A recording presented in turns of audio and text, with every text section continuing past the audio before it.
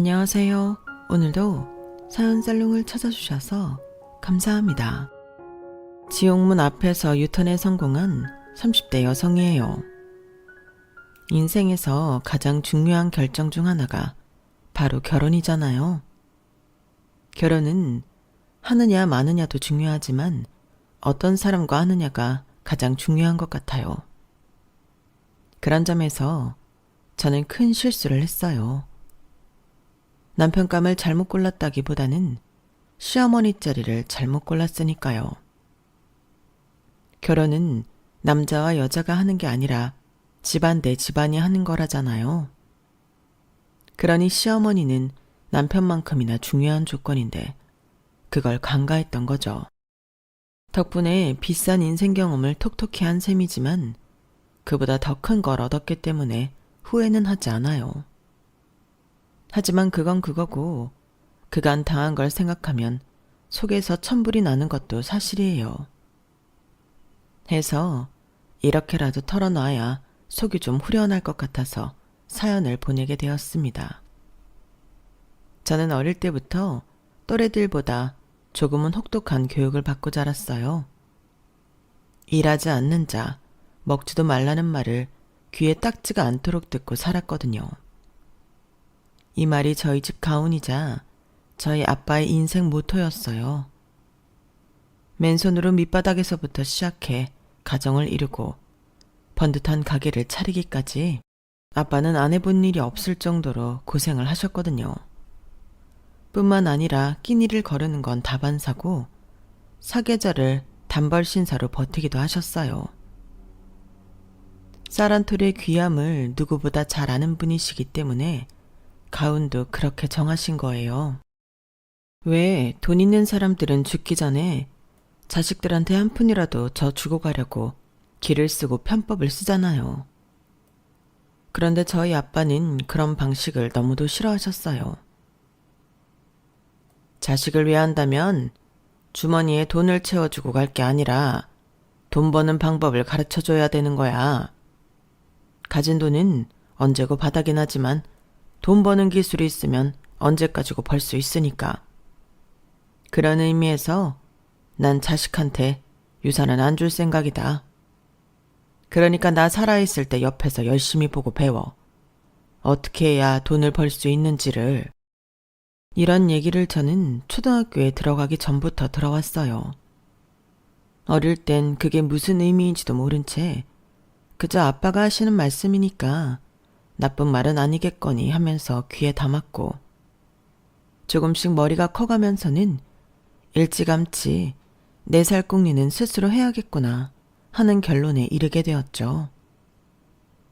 너무 어린 나이부터 아빠를 통해 세상에 공짜는 없다는 걸 확실히 배워서 그런지 저는 유년기를 거쳐 성인이 된 뒤 사회생활을 하면서도 공짜에 대한 기대는 절대 안 하고 살고 있어요. 누가 가르쳐준 것도 아닌데 어릴 때부터 내가 가지고 싶은 게 있으면 부모님한테 사달라고 조를 게 아니라 설거지를 하든 아빠 구두를 닦든 그것도 아니면 일 끝나고 돌아오신 부모님 어깨를 주물러 드리든 용돈 받을 일을 해서 그 돈을 모아 사야겠다는 생각을 했으니 저도 아빠 유전자를 물려받은 게 확실했어요. 경제관념에 대한 확고한 신념이 있는 아빠였지만 자식 공부하는 데 들어가는 돈은 아끼지 않으셨어요. 저는 대학에 다닐 때 아르바이트를 해본 적이 없었는데 그건 저희 아빠가 그러길 원하셨기 때문이에요. 학비는 아빠가 대줄 테니까 넌 아르바이트 할 시간에 차라리 너한테 필요한 공부를 한 자라도 더 해라. 필요한 공부를 위해 학원을 다녀야 한다면 학원에 등록해. 그 돈도 아빠가 내줄 테니까. 사회에 나가기 전에 네가 갖춰야 할 것들은 제대로 배우고 익히란 소리야. 대신 사회인이 된 순간부터 네 앞길은 네 손으로 닦아야 하는 거다. 엄마한테 매달 집세랑 식비, 전기세까지 확실히 내고 살아. 나중에 결혼을 하게 되면 당연히 결혼 비용도 네가 알아서 해야 하고. 아빠 말 알아듣겠지? 제가 친구들한테 이 얘기를 들려주었더니 다들 설마 아빠가 딸한테 집세랑 식비, 전기세까지 받겠냐고 웃어 넘겼지만 저는 확실히 알고 있었어요. 저희 아빠라면 충분히 그러고도 남을 뿐이라는 걸요. 그리고 그런 생각은 현실이 되었죠. 대학을 졸업하고 첫 월급을 받던 날, 아빠는 수고했다는 말과 함께 수기로 적은 고지서를 내미셨어요. 월세, 전기세, 수도세, 식비 등 마치 아파트 관리비 고지서처럼 세분화된 고지서를 본 순간 아, 내가 정말 사회인이 됐구나 하는 실감이 들었어요. 역시 우리 아빠는 허튼 소리를 하지 않는 분이라는 것도 새삼 깨달았고요. 그리고 또 한 가지, 취업을 하기 잘했다는 생각도 했어요. 사실 저랑 같은 과를 나온 대학 동기들 중에는 개국을 하는 친구들이 꽤 있어요. 의사들이 개원을 하는 것처럼 약사들은 개국을 하는데 약국을 차리는 게 돈을 많이 벌 수 있는 지름길이거든요. 버는 족족 다 내 주머니로 들어가니까요. 하지만 약국이 자리를 잡는 데까지는 시간도 걸리고 무엇보다 약국을 차리는데 초기 자본이 들잖아요. 그래서 저는 바로 개국을 포기하고 제약사에 취직을 했어요.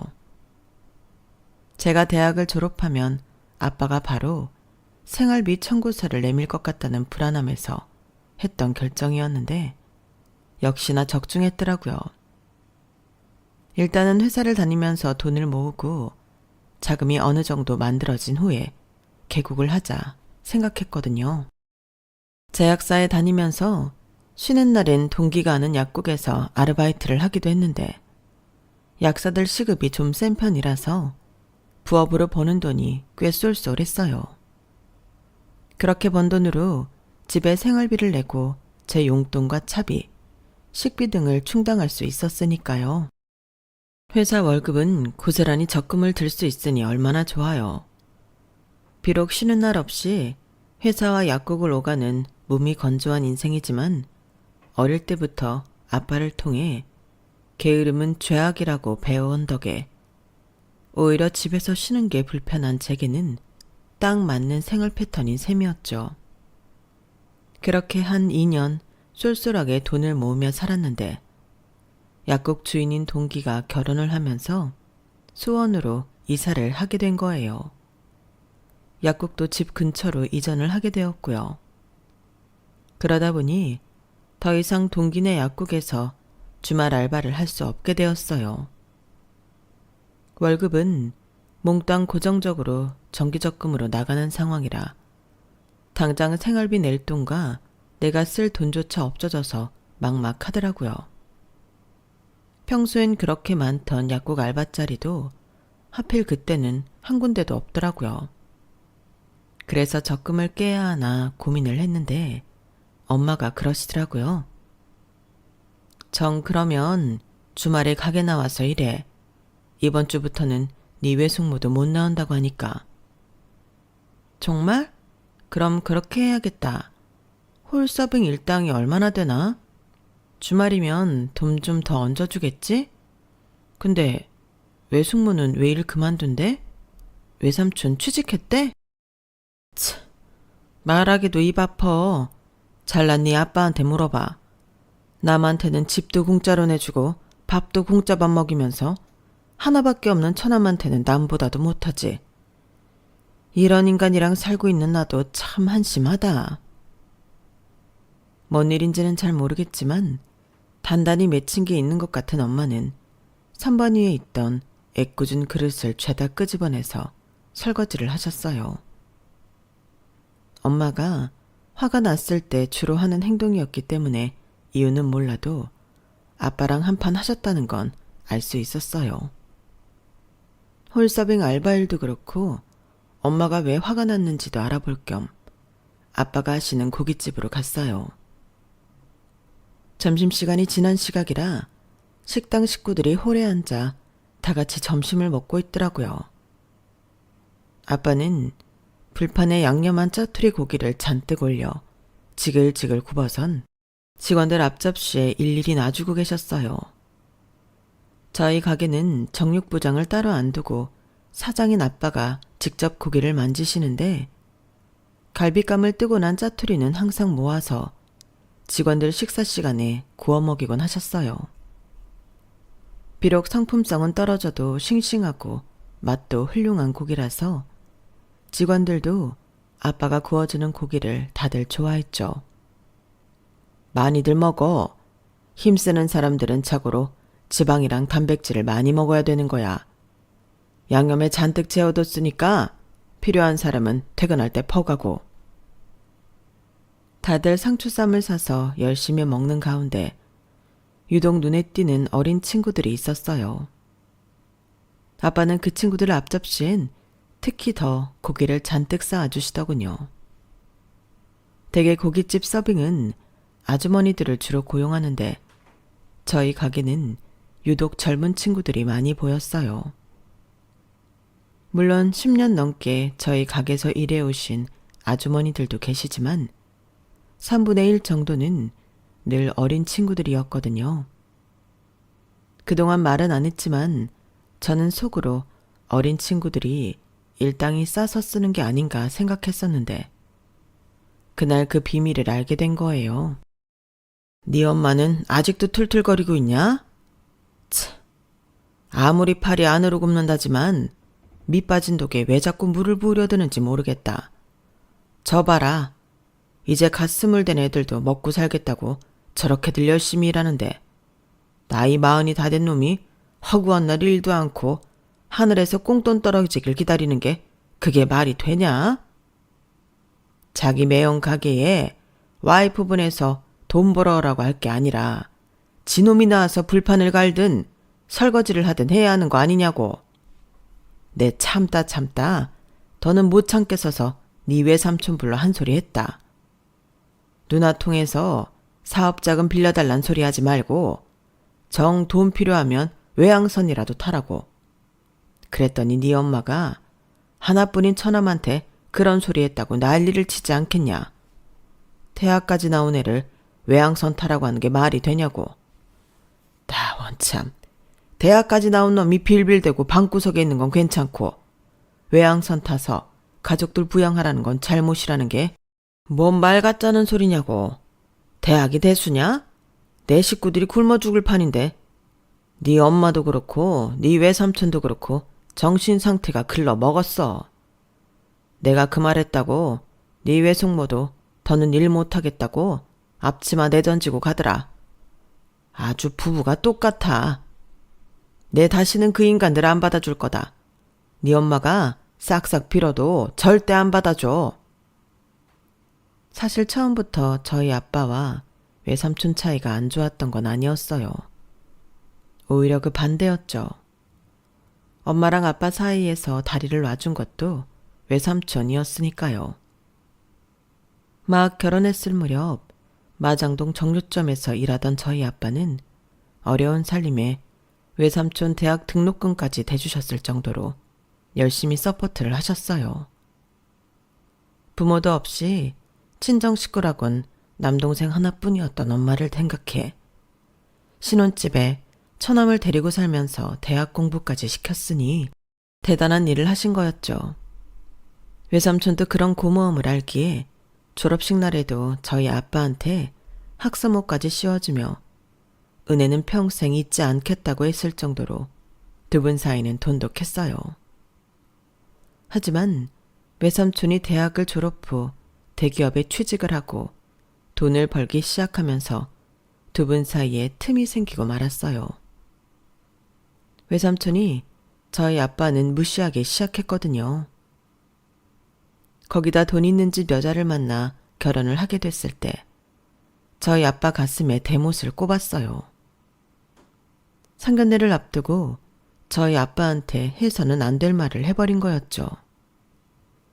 옛날로 치면 소 잡고 돼지 잡는 백정이나 다름없는 매형이 창피하다고 상견례 때 오지 말라고 한 거예요.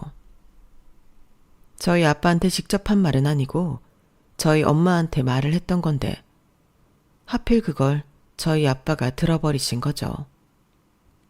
시설에서 자라 부모 형제도 없었던 아빠는 친동생처럼 아꼈던 처남의 말에 큰 상처를 입었고 그날 이후 외삼촌과는 등을 지고 사셨어요. 결혼식에도 참석 안 하실 정도로 마음의 문을 굳게 닫으신 거죠. 그런 일이 있고도 외삼촌은 저희 아빠한테 사과조차 하지 않았어요. 처가덕에 회사를 차리고 승승장구했으니 눈에 보이는 게 없었던 거죠. 하지만 화무 11홍이라고 좋은 순간도 한때였던 거예요. 처가가 망하고 덩달아 외삼촌 회사도 자금난으로 부도가 나면서 길바닥에 나앉게 되었거든요. 그때 엄마가 아빠한테 울면서 매달려서 월세방을 하나 마련해 주었고 외숙모는 아빠 가게에 나와 홀서빙을 하게 되었어요. 어떻게든 먹고 살아야 하니까요. 거기까지는 저희 아빠도 봐줬는데 틈만 나면 외삼촌이 저희 엄마를 시켜 사업 자금을 빌려달라고 하는 거예요. 당연히 저희 아빠한테는 씨알도 안 먹히는 소리였죠. 그런 상황이 몇 번 반복되다가 이번 일이 터진 거였죠. 사실 저는 이 모든 건 외삼촌 잘못이라고 생각해요. 제가 아빠 딸이라서 팔이 안으로 굽은 게 아니라 은혜도 모르고 어떻게든 남한테 기대서 살려고 하는 근성 자체가 글러먹었다고 생각하거든요. 도움도 자신이 스스로 일어서려고 노력하는 사람한테나 주는 거지 떡하니 누워 입만 벌리고 있는 사람한테는 줄 필요가 없다고 생각하거든요. 저희 아빠 홀서빙으로 어린 친구들 쓰시는 것도 그와 같은 맥락이었어요. 알고 보니 그 친구들은 이제 막 시설에서 나온 아이들이더라고요. 정착금이라고 해봐야 몇백만 원이 다인데 그걸로 집 구하고 나면 당장 먹고 살 길이 막막한 아이들이었죠. 게다가 요즘 월세 보증금도 기본이 수천인데 서울에서 방 한 칸이나 구할 수 있겠어요? 아빠는 그런 아이들한테 아빠 소유의 빌라를 무상으로 내주셨어요. 같은 처지의 아이들이 모여 살면서 자립을 할 수 있을 때까지 지낼 수 있도록 말이죠. 일자리를 못 구한 아이들이나 대학에 다니면서 아르바이트가 필요한 아이들한테는 홀서빙 알바자리도 내주시고요. 가게에서 그날 팔고 남은 반찬도 통에 담아 아이들 손에 들려보내시고 짜투리 고기도 가서 구워 먹으라고 싸주시곤 했어요. 아빠도 시설에서 자라 그 아이들의 어려움을 잘 알고 계시기 때문에 특히 더 신경을 쓰시는 건데 그 모습을 보고 엄마는 엄마대로 서운하셨던 모양이에요. 남한테는 그렇게 잘하면서 자기 동생한테는 매정하게 대하니까요. 아무튼 저는 외숙모가 그만둔 자리에 들어가 주말마다 홀서빙을 했어요. 그러다 이듬해 약국에 주말 알바자리가 나서 그만두게 되었어요. 새로 주말 알바를 시작한 약국은 주택가에 있었는데 주변에 원룸을 비롯해 1인 가구가 많이 살아서 그런가 주말 손님이 평일보다 많은 곳이었어요. 아침에 출근해서 약국 문을 열고 청소를 시작하면서 손님을 받기 시작해서 끊이지 않고 손님을 받다 보면 금세 퇴근 시간이 되곤 했어요. 그렇다 보니 손님들 얼굴을 익힐 시간도 없었죠. 그런데 인연이 되려고 그랬는지 유독 한 사람 얼굴은 또렷이 기억나더라고요. 바로 제 결혼 상대가 된 남자였죠. 당시 얘랑은 근처 원룸에 살고 있었는데 가끔 약국에 와서 모기약이나 반창고 등을 가져갔어요. 그런데 올 때마다 얘랑한테서 좋은 냄새가 나는 거예요. 그래서 남편 얼굴은 똑똑히 기억하게 되었어요. 그러던 어느 날이었어요. 점심때쯤 됐는데 얘랑이 약국에 온 거예요. 상처에 바르는 연고를 달라고 하는데 평소처럼 그날도 좋은 냄새가 풍기더라고요.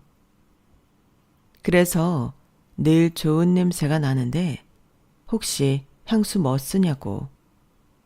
그랬더니 얘랑은 피식 웃으면서 그러는 거예요. 오래전 드라마 중에 사랑을 그대 품 안에라는 작품이 있었는데 혹시 아세요? 글쎄요, 잘 모르겠는데요.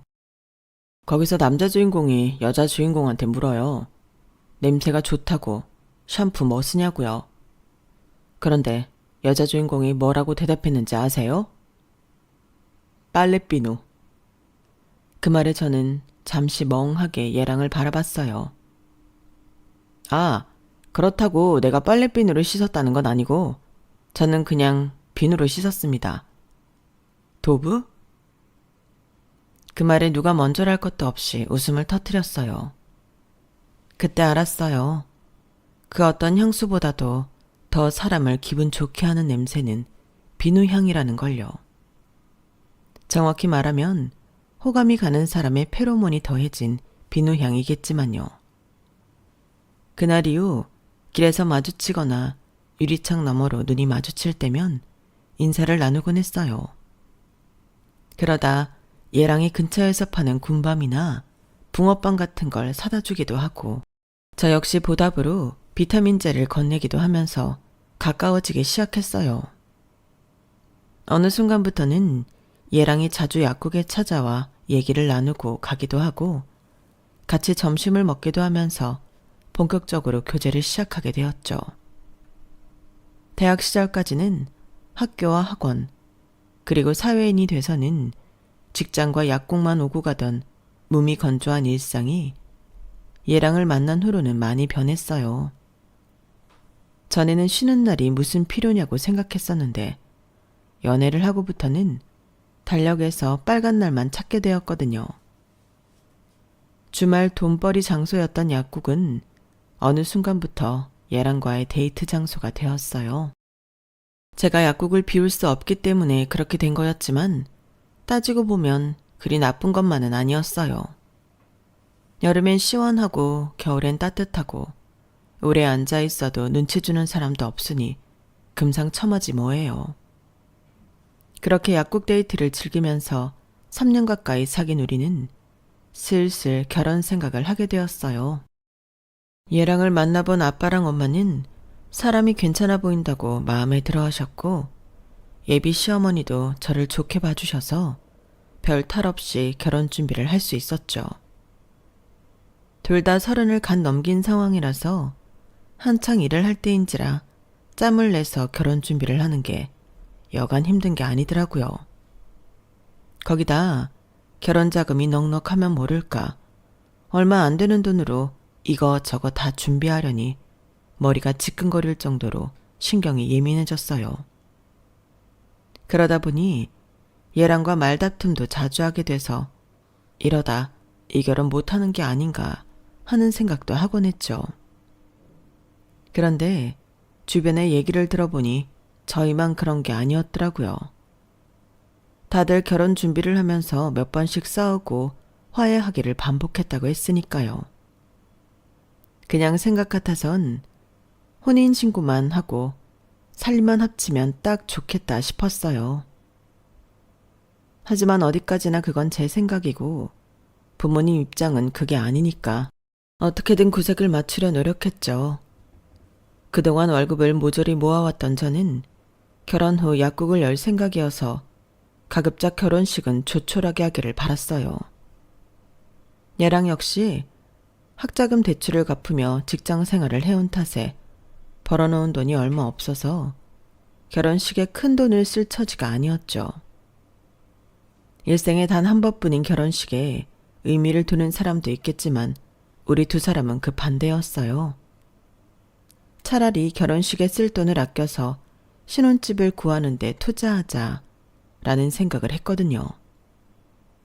신혼집을 구하는 데는 신랑이 대출 포함 2억 5천을 쓰고 저는 현금으로 1억을 보태기로 했어요. 제가 결혼하고 바로 개국을 할 참이어서 약국 차릴 돈을 남겨놔야 했거든요. 그렇게 계산을 하고 보니 결혼식에 쓸 수 있는 돈은 1,000만 원 남짓이었어요. 거기엔 신혼여행비로 들어가야 하니까 완전 초절약을 해야 하는 상황이었죠. 고민 끝에 결혼식장은 학교 회관을 빌려 하기로 했어요. 동문들 중에 학교 회관에서 결혼식을 하는 사람들이 꽤 있어서 외부 웨딩 업체와 연결해 예식이 가능하다고 했거든요. 그렇게 하면 양가 50명 기준으로 500만 원 선에서 가능했어요. 학생회관 대관비는 동문 회비 형식으로 50만 원에서 수백만 원까지 자기 형편에 맞게 내면 되니까 저희로서는 딱이다 싶더라고요. 신혼여행은 가까운 동남아로 가면 3박 4일에 300만 원이면 충분하니까 1000만 원 안에서 모든 게 가능했어요. 그런데 그 얘기를 들으신 어머님이 버럭 소리를 지르시는 거 있죠. 무슨 말도 안 되는 소리야.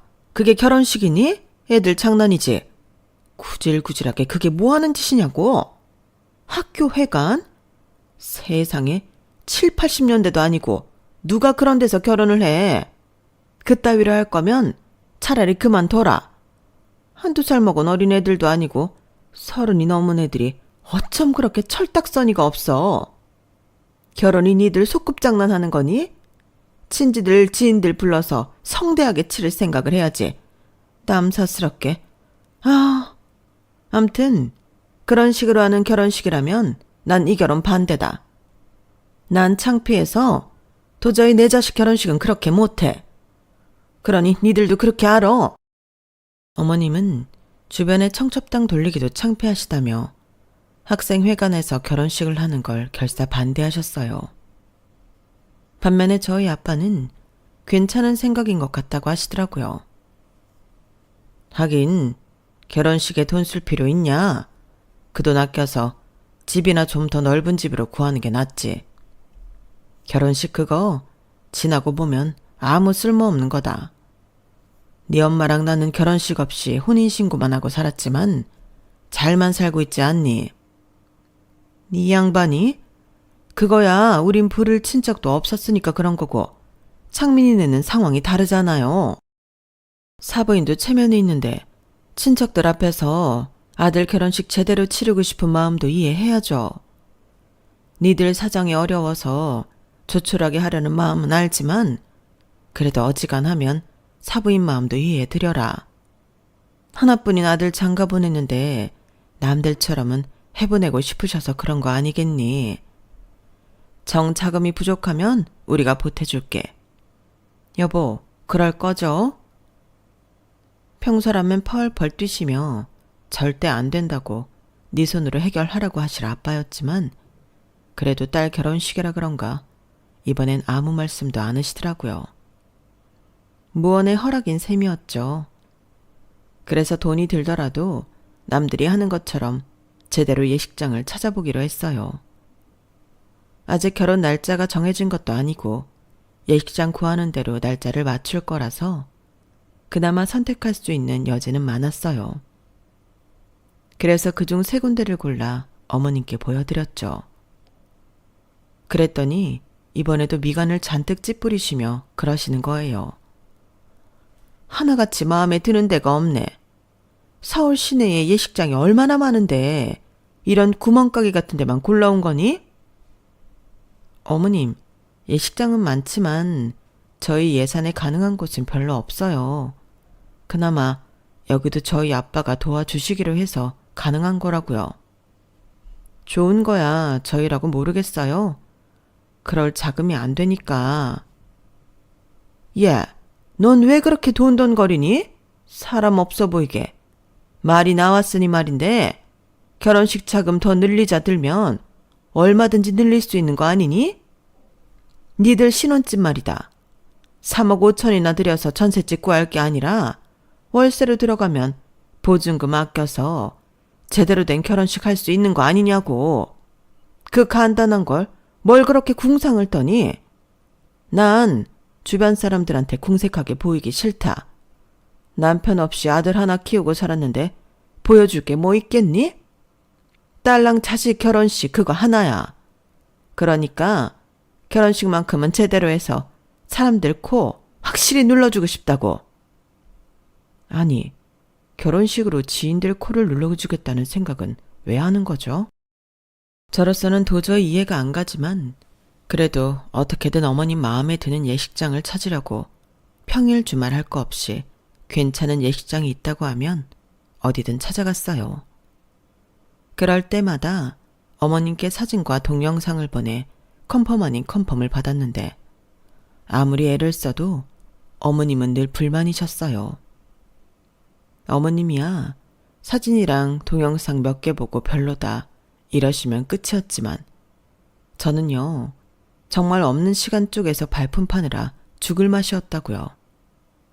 이렇게 열심히 공부를 했으면 서울대는 따놓은 당상이었겠다는 생각이 들 정도로 고3 입시생보다 더 열심히 예식장을 찾아 나섰어요. 하지만 결과는 너한테 맡겼다간 도저히 결론이 안 날 것 같으니까 결혼식장은 내가 손수 차지 마. 결국 어머님이 나서게 되었죠. 한편으로는 처음부터 어머님한테 찾아보시라고 할 걸 그랬다 싶었어요.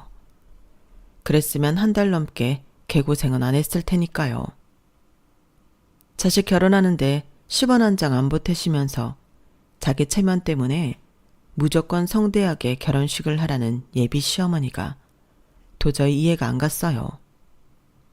아니, 체면이 밥 먹여주는 것도 아니잖아요. 그렇게 일주일 정도 지난 어느 날이었어요. 어머님이 제게 전화를 하셔서는 예식장 계약해야 하니까 돈을 보내라고 하시더라고요. 예식장을 보기도 전에 어떻게 돈부터 보내드리냐고 했더니 장소랑 음식, 꽃장식 등 세세한 건 문자로 보내주시겠다고 했어요. 잠시 뒤 받아본 문자와 사진에 따르면 장소는 5성급 땡땡 호텔이고 식사는 스테이크를 포함한 코스 요리, 꽃은 생화로 버진로드, 테이블, 신부 대기실 등 입이 떡 벌어질 정도로 꾸며져 있었어요. 조명과 스모그로 무대 연출까지 해주고 오케스트라와 현악 연주까지 해준다더군요. 그 밖에도 여러 가지 내용이 있었는데 가장 놀라운 건 가격이었어요. 이 모든 게 1,200만 원이더라고요. 결혼을 준비하면서 예식장을 돌아본 분들은 아시겠지만 일반 웨딩홀에서 하는 결혼도 기본이 2, 3천은 나와요. 하물며 5성급 호텔에서 이런저런 옵션까지 끼고 하는데 1,200만 원이면 완전 거저인 거죠. 도대체 이게 어떻게 가능한지 모르겠더라고요. 그래서 어머님께 전화에 혹시 사기가 아니냐고 물었더니 원래 예약했던 사람이 갑자기 취소를 해서 급하게 예약을 해준다는구나. 덕분에 할인을 엄청 받았어. 대신 오늘까지 현금으로 보내줘야 한다니까 네가 이 계좌로 돈 보내라. 지금 바로 보내야 돼. 안 그럼 놓친다고. 어머님, 그래도 어떻게 제 눈으로 확인도 않고 돈부터 보내요. 그것도 1,200씩이나. 그냥 제가 나중에 가서 보고 그때 계약할게요. 너 정말? 네가 눈으로 보고 말고가 어딨어? 내 마음에 드는 대로 하겠다며. 기껏 지인들 데리고 여기까지 왔는데 너 정말 날 이렇게 물먹일 거니? 사람들 앞이라 긴 말 못하니까 좋은 말 할 때 내 말 들어라. 나중에 문제 생기면 내가 다 물어줄 테니까 잔말 말고 일단 돈이나 붙이라고. 마치 맡겨둔 돈 달라는 사람처럼 어머님은 돈을 붙이라고 닥달을 하셨어요. 그런 어머님 행동에 열이 확 올랐지만 잘못되면 어머님이 물어주겠다는 말에 반쯤은 될 대로 되라는 생각도 들더군요. 전화를 끊은 어머님은 바로 호텔 예식장 계좌를 보내주셨어요. 개인 계좌였다면 의심을 했겠지만 호텔명이 들어간 공식 계좌였기 때문에 저는 의심하지 않고 1,200만 원을 바로 보냈어요.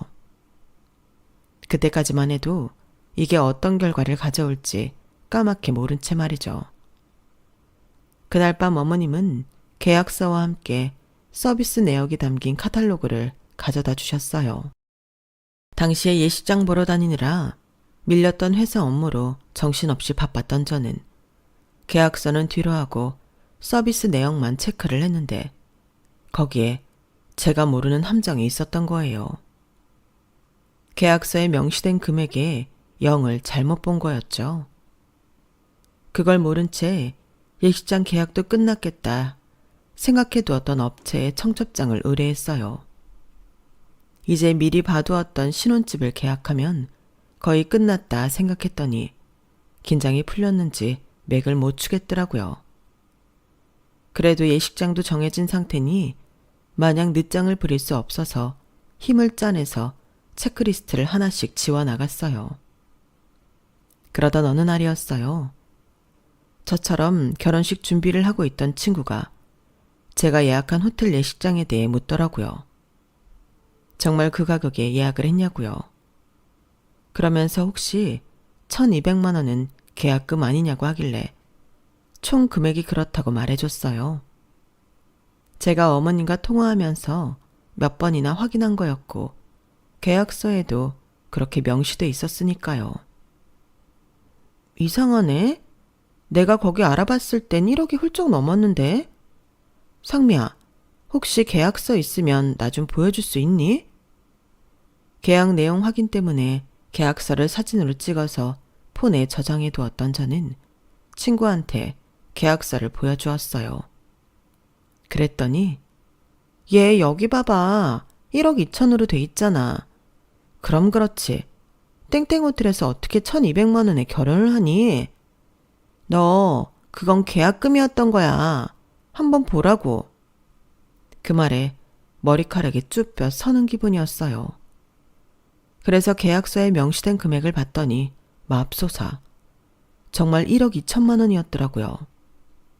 친구 말대로 1,200만 원은 계약금이었어요. 상미야, 너 정말 1,200만 원인 줄 알고 계약한 거야? 결혼식까지 2달도 안 남아서 계약금 한 푼도 안 될 텐데. 너 어쩌니? 그 말에 떨리는 손으로 땡땡 호텔 예식장에 전화를 했어요. 그리곤 계약을 취소하고 싶다고 말했죠. 그랬더니 취소는 가능하지만 날짜가 촉박해서 계약금 환불은 안 된다고 하더군요. 순간 눈앞이 캄캄했어요. 120만 원도 아니고 1,200만 원을 날리게 되다니 어이가 없어서 목이 콱 막히는 것 같더라고요.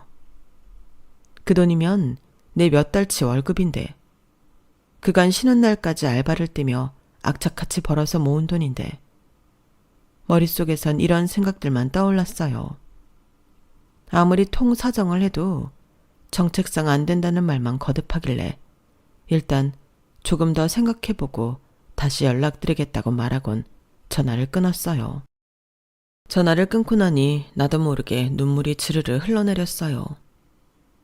옆에서 친구가 뭐라고 하면서 위로를 해주었지만 하나도 귀에 들어오지 않았죠.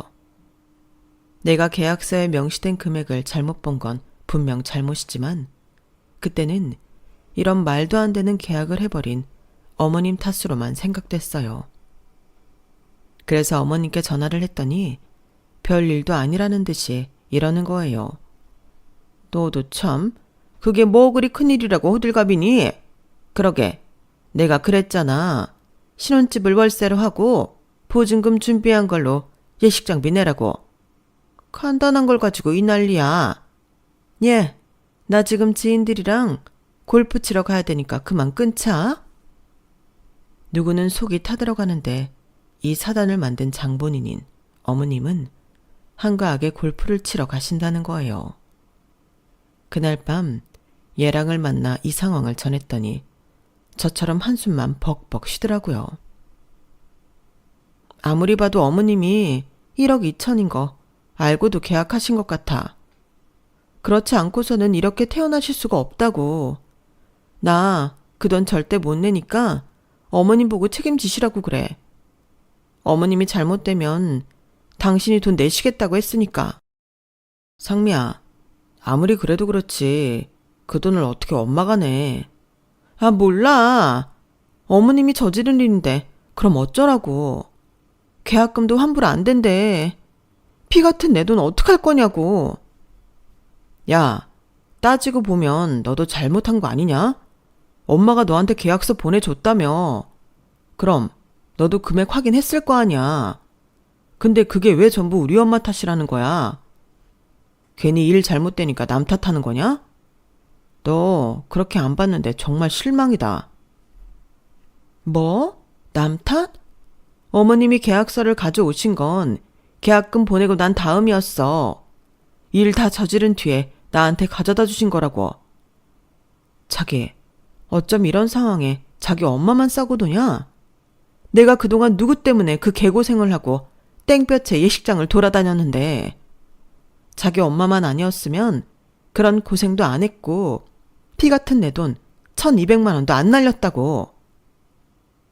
감정이 격해져서 저도 얘랑도 서로한테 상처가 되는 말만 골라서 해댔고 결국 파혼을 하게 되었어요. 그런데 얼마 뒤 어머님이 제게 연락하셔선 어이없게도 파혼에 따른 정신적 위자료를 내놓으라고 하는 거예요. 내가 너 때문에 주변에서 얼마나 놀림감이 됐는지 아니? 내가 지금까지 살면서 이런 창피는 당해본 적이 없다. 네가 내 체면 다 깎아먹었으니 거기에 대한 위자료 물어내. 네? 아니 무슨 그런 말도 안 되는 소리를 하세요. 어머님 체면이요? 그게 뭐가 중요한데요. 그렇게 따지면 저야말로 어머님한테 위자료를 받아야 돼요. 그동안 어머님 때문에 제가 업무도 제대로 못 보고 땡볕에 뛰어다니느라 더위를 몇 번 먹었는지 아세요?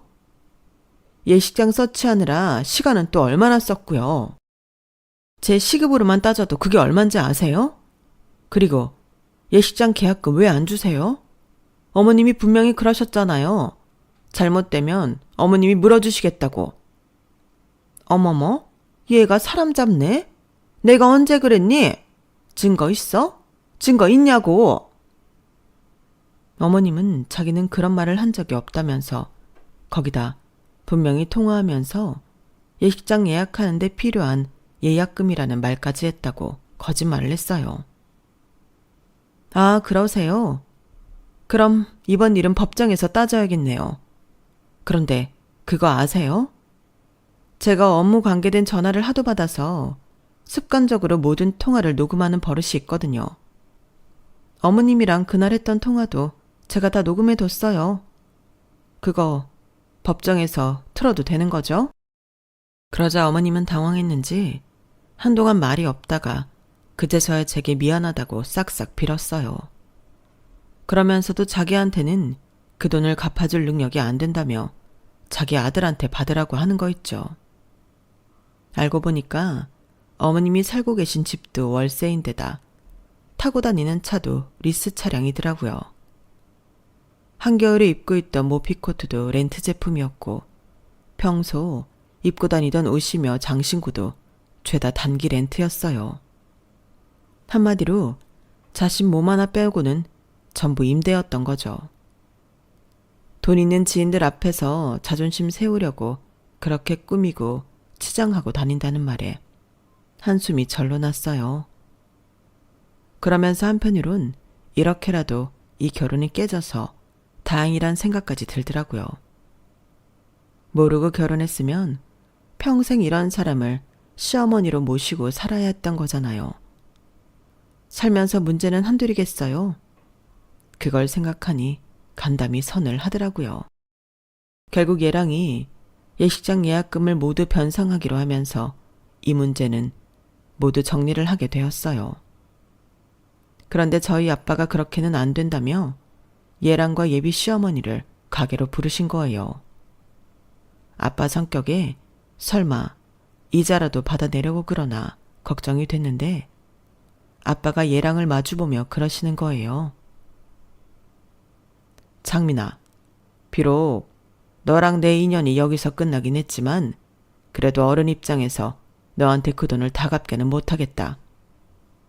우리 상미랑은 결혼까지 못 갔지만 그래도 언젠가 너도 가정을 이루고 살아야 하지 않니? 그런 애가 월세 보증금까지 빼서 네가 한 일도 아닌데 그 돈을 갚는다는 건 이치에 맞지 않아. 자고로 그 돈은 잘못을 저지른 사람이 갚는 게 합당하니까.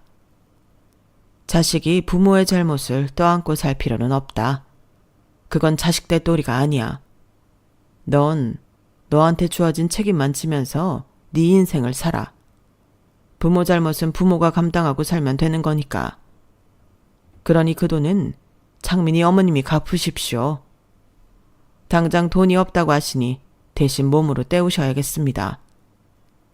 그 말에 저도 엄마도 눈이 번쩍 뜨였어요. 몸으로 갚으라는 말이 도대체 무슨 의미일까 생각하면서요. 내일부터 우리 가게에 나오세요. 홀 서빙하면서 땀 흘려 번 돈으로 갚으란 말입니다. 부모가 돼서는 자식한테 모든 걸 떠넘기고 모른 척해도 되는 겁니까? 따지고 보면 이 사단은 다 창민이 어머니 때문에 벌어진 일인데 말입니다. 그러니 스스로 책임지세요. 그게 어른의 자세입니다. 그러자 어머님은 콧방귀를 끼며 그러시더군요. 하! 사람을 어떻게 보고. 이보세요. 난요. 이날이 때까지 자존심 하나로 살아온 사람입니다. 어떻게 체면 떨어지게 이런 식당에서 일을 합니까? 홀서빙? 어림도 없어요. 그런 꼴을 누가 보기라도 하면 어쩌라고. 허위가 없어서 정말. 아, 그게 문제입니까? 그럼 오히려 잘 됐네요. 아빠는 주방으로 들어가더니 고무장갑을 들고 나오셨어요. 그리고는 남한테 얼굴 팔리는 게 창피한 거라면 이거 끼고 주방에 들어가 설거지 하세요. 쇳불도 당김에 빼랬다고 오늘 온 김에 지금부터 일 시작하면 되겠네요. 뭐합니까? 당장 안 일어나고. 아빠는 당장 고무장갑 끼고 일 시작하지 않으면 법적으로 대응하겠다고 으름장을 놓았고, 그 기세에 밀린 어머님은 울상이 돼서는 고무장갑을 낀 채 주방으로 들어가셨어요. 그리고 3개월이 지난 지금까지도 여전히 저희 아빠 가게에서 일을 하고 계신답니다. 저는 얘랑 집 근처에 있던 약국 알바를 그만두고 지금은 주말에 남들처럼 쉬고 있어요. 돈을 모으는 것도 좋지만 열심히 일한 만큼 쉴 때는 쉬면서 내 인생에 보상을 주는 것도 중요하다는 걸 깨달았거든요. 1200만 원을 날릴 뻔했을 때 차라리 그 돈으로 여행이라도 한번 가볼 걸 하고 후회했던 게 지금의 이런 변화를 가져온 것 같아요. 결혼식 문턱에서 돌아선 결혼이지만 앞으로 살아갈 제 인생을 생각하면 값진 경험이 되었던 것 같아요. 하지만 이런 경험은 2번 다시 하고 싶지는 않네요. 지금까지 제 사연을 들어주셔서 감사합니다. 들어주신 분들의 앞길도 항상 여유롭고 건강하시기를 바랍니다. 여러분, 사연 댓글에 응원과 현명한 조언 부탁드려요. 좋아요와 구독은 저에게 큰 힘이 됩니다. 오늘도 좋은 일 가득하세요.